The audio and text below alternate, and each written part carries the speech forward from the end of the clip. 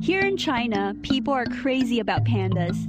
In fact, it's safe to say that giant pandas are one of the world's most adored animals. You can't help but love their trademark black and white fur, their enduring round bodies, and the way that they munch happily on bamboo.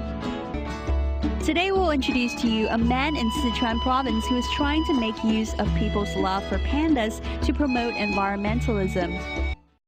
Meet An Yanshi, an environmentalist, calligrapher, and panda lover.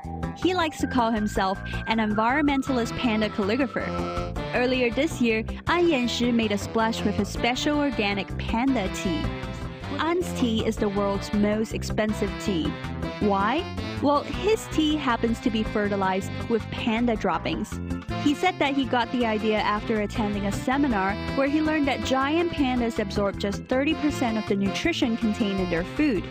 This led him to believe that the remaining 70% must be in the panda's droppings. Since the end of last year, he has been using panda droppings to fertilize his tea plants.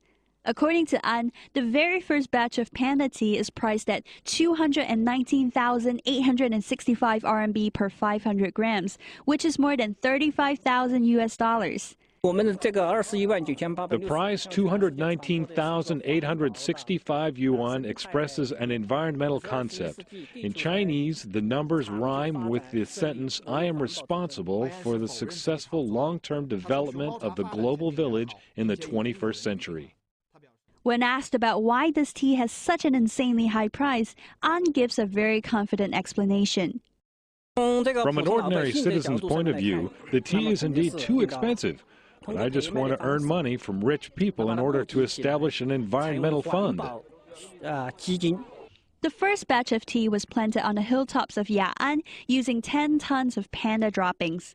It was sold to only 21 buyers, and each buyer was only allowed to purchase 50 grams of tea.